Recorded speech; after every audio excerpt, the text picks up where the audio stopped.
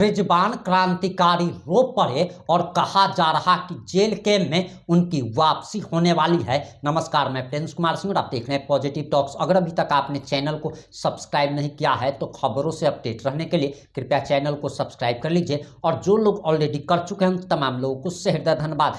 Video को दिखाने से पहले हमारा आप लोगों से सवाल है कि क्या टाइगर जयराम महतो को एक बार फिर से रिजवान क्रांतिकारी को अपनी पार्टी में वापस ले लेना चाहिए? आप जो भी सोचते हैं कमेंट करके जरूर बताइएगा। अब आप जरा रिजवान क्रांतिकारी का ये बयान सुनिए। तो जेल के वापसी कर रहे हैं जो इरफान साहब और आपके इंडिया गठबंधन, अब बताइए डीजे को बंद कराने में लगे हुए हैं। हिंदू का एक जो है सो बड़ा त्योहार है जयराम महतो जिस तरह से सदन में अभी गरज रहे हैं, कैसे देख रहे हैं? डिफेंडर, बॉडीगार्ड सब देख रहे हैं, आजकल नहीं चल रहा है। साथ आपको केंद्रीय नेतृत्व की जगह नहीं मिल पा रही है। आप भी चाहते हैं कि डीजे बंद? नरेंद्र मोदी जी ने जो कहा है कि नली में पाइप घुसाकर जला लीजिए, हम लोग तो करने जा नहीं रहे भाई, उतना हम लोग एक्सपेरिमेंट करेंगे नहीं। वो तो अंधभक्त लोग करें, भारतीय जनता पार्टी के लोग करें, वो सब वो सभी मान्यों के साथ में आता रहता है। तो दूसरी बात के विधानसभा का सेशन चल रहा है, बजट सत्र है और मेरा भी विधानसभा में जाना होता है अपने कार्यों से, अपने निजी कार्यों से, लोगों के समस्याओं को लेकर। चूंकि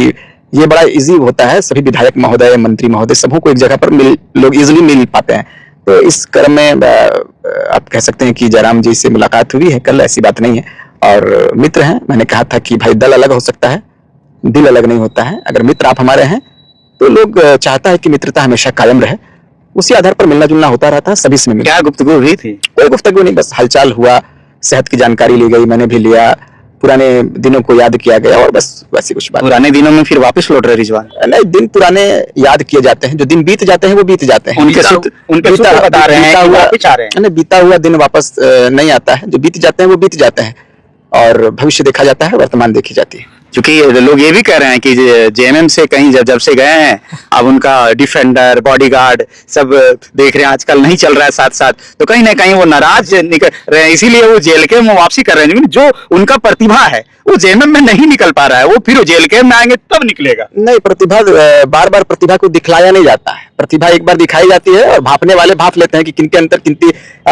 कौन सी प्रतिभा छुपी हुई है। तो रिजवान क्रांतिकारी को आप सबका आशीर्वाद प्राप्त है, सभी का दुआ मुझे मिला है, तो मुझे प्रतिभा को बार बार दिखाने की आवश्यकता नहीं है। रिजवान अपने कर्मों पर विश्वास रखता है, रिजवान अपने कदम पर विश्वास रखता है, रिजवान अपनी मेहनत पर विश्वास रखता है, लगातार संघर्ष कर रहे हैं और जीवन संघर्ष को मैंने चुना है, अपने संघर्ष के जीवन को मैंने चुना है और मैंने कहा है कि रिजवान संघर्ष के रास्ते को जिस दिन चुना था उस दिन ये संकल्प लेकर चुना था कि आजीवन भी यदि संघर्ष करना पड़े तो रिजवान क्रांतिकारी अपने लोगों के लिए, झारखंड के हित के लिए हमेशा संघर्ष करता रहेगा। आज झारखंड मुक्ति मोर्चा में बेहतर स्थान पर है, सबों का आशीर्वाद मिलता है। आप तो कवर भी करते हैं, आदरणीय मुख्यमंत्री महोदय का आशीर्वाद लगातार मिलता है, कल्पना मैडम का मिलता है। लोग ये आप कह सकते हैं कि ये माहौल क्रिएट करता है पत्रकार महोदय कि रिजवान क्रांतिकारी कहां है।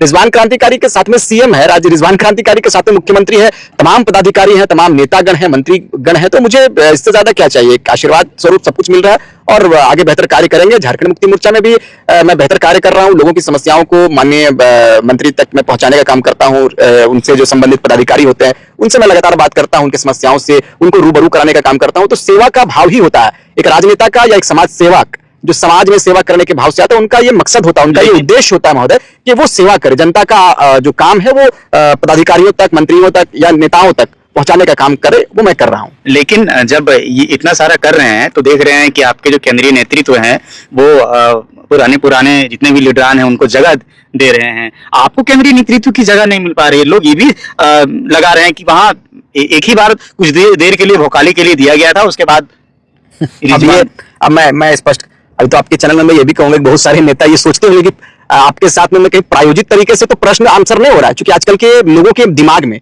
ये बातें उत्पन्न होती है पत्रकार महोदय कि प्रायोजित तरीके से सवाल होता है, पिरोया हुआ सवाल रहता है, पहले से प्रायोजित सवाल रहता है, ये लोगों की धारणा बनती है। लेकिन स्पष्ट आपके चैनल से कहते मेरी आप अचानक बैठे और आपने सवाल करना शुरू किया, आपको स्पष्ट बता देना चाहते हैं कि भाई मैं ना तो कल भोकाली किया था ना आज भोकाली किया हूं, जमाने के लिहाज से मैं चलता हूं, जमाने के डिमांड से मैं चलता हूं और आगे भी चलता रहूंगा। मैं आज लेकिन लोग कह रहे हैं कि जेएमएम ने उसको कहां जगह दिया? देगा भाई, देगा, जगह देगा, झारखंड को मिल रहा है, सभी लीडरान को मिल रहा है। अच्छा, रिजवान क्रांतिकारी पद नहीं मिला तो क्या रिजवान क्रांतिकारी को लोग रिजवान क्रांतिकारी नहीं कह रहे हैं क्या? या रिजवान का क्रेज कम हो गया क्या? आप तो लगातार कवर करते हैं, हर जगह पर मुझे देखते हैं, तमाम लोग देखते हैं, हर जगह मेरी उपस्थिति होती है। पद जरूरी है कि नाम जरूरी है?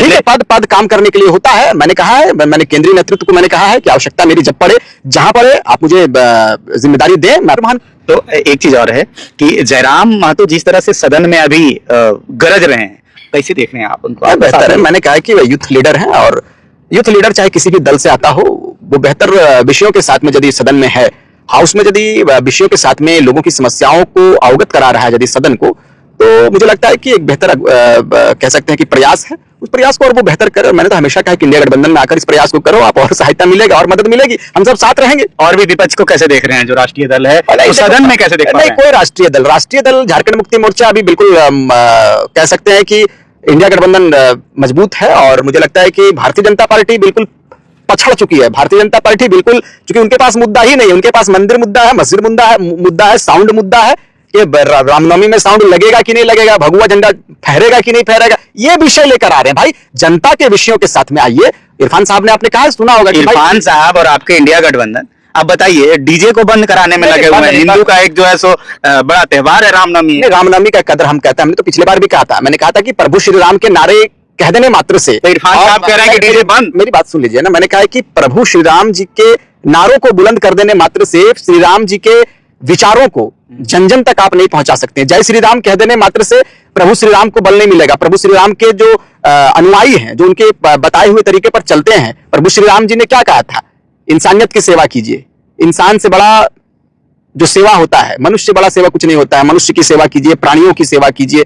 अरे भाई, मैंने कहा था, पिछले बार भी मैंने कहा था कि प्रभु श्री राम जी का जब काल चल रहा था, उनके साथ जो उनके जो कार्यकाल थे, वो जब राजा दशरथ के पुत्र थे, तो जब उनके कार्यकाल पर आप यदि अध्ययन करोगे तो पता चलेगा कि कुत्ता भी जो रहता था ना, उसके जीवन काल को पढ़ोगे तो एक कुत्ता भी अपने आप को असहाय महसूस नहीं करता था। वो ये महसूस नहीं करता था कि मैं बड़ा वंचित हूं चीजों से। उनको ये लगता था कि ये प्रभु श्री राम जी का काल है, मैं बिल्कुल सही से रहूंगा। उनका भी जीवन सही से चलता था। लेकिन आज के समय में सिर्फ जय श्री राम कह देने मात्र से प्रभु श्री राम के विचारों को आप साझा, जयराम का नाम आ रहा है आपके जीवन में? जयराम हो चाहे जयराम, तो भाई मित्र है तो आएगा ही।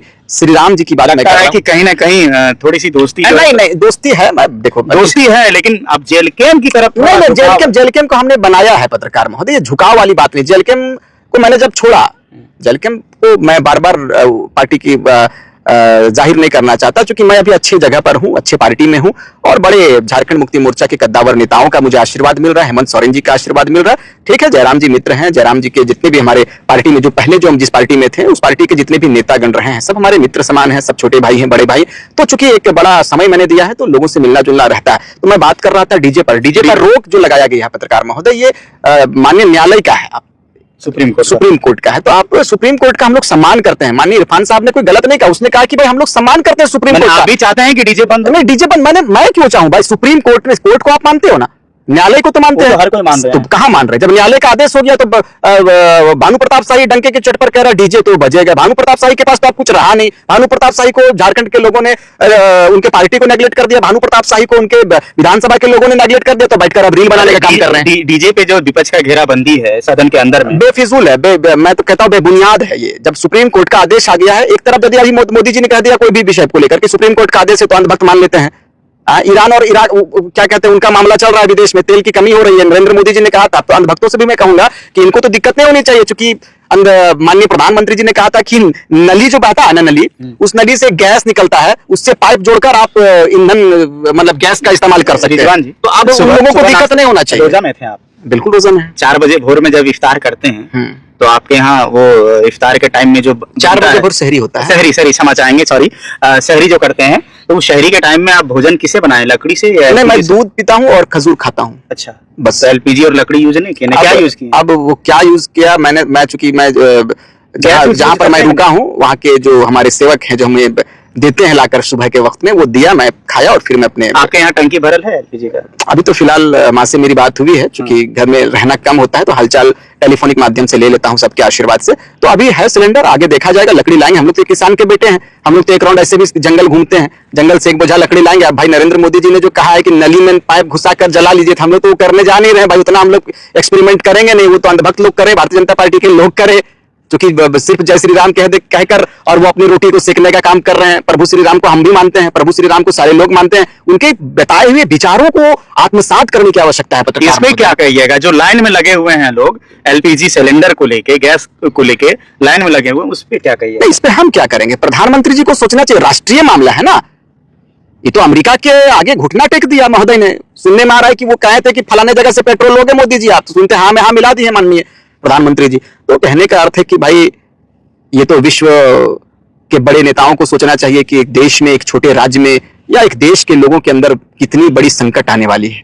अगर गैस का दाम बढ़ जाए पत्रकार महोदय, पेट्रोल महंगा हो जाए, तो जो आम लोग हैं, जो ना मंत्री है ना विधायक है ना, जो आम जीवन जीते हैं, मिडिल क्लास के लोग हैं, उनके जीवन में क्या असर पड़ेगा, इस पर कभी कभी सोचना चाहिए। बड़े बड़े जो नेता हैं, बड़े कद के जो नेता है, जो राष्ट्रीय लेवल का नेता, उन लोगों को सोचना चाहिए। फिलहाल झारखंड मुक्ति मोर्चा हेमंत सोरेन की अगुवाई में राज्य चल रहा है और ये माटी का बेटा है, शिबू सोरेन जी का बेटा है। अपने राज्य के लोगों के लिए सोचता है, बेहतर सोचता है और रिजवान के लिए भी सोच रहा है और रिजवान को भी मजबूती प्रदान हेमंत सोरेन जी कर रहे हैं। सूचना मिली है कि केंद्रीय नेतृत्व आपको मिलने जा रहा है मैंने पार्टी में। आप देखो, अब अभी आप सवाल करोगे तो लोग कुछ कह देंगे कि ये लोग प्रायोजित तरीके से करते हैं। मुझे तो आजकल पत्रकार बंधुओं से बात करने में महोदय डर लगने लगा है। इसलिए अरे भाई ये नहीं, ऐसा कुछ है तो खुलासा कर दीजिए। मैं क्यों खुलासा करूं? मैंने कहा कि आप लोगों के आशीर्वाद से रिजवान क्रांतिकारी हर दिन मजबूत रहा है। आशीर्वाद का अभिलाषी हूं। अभी इरफान जी के जो इफ्तार पार्टी है वहां भी आपके चेहरे देखे गए। सीएम साहब देख रहे थे कि आपके कंधे पे हाथ रख के कुछ बात कर रहे थे, क्या कुछ बोल रहे थे कि इरफान जी अब आपको असम जाना है हेमंता बिस्व शर्मा के प्रचार प्रसार में?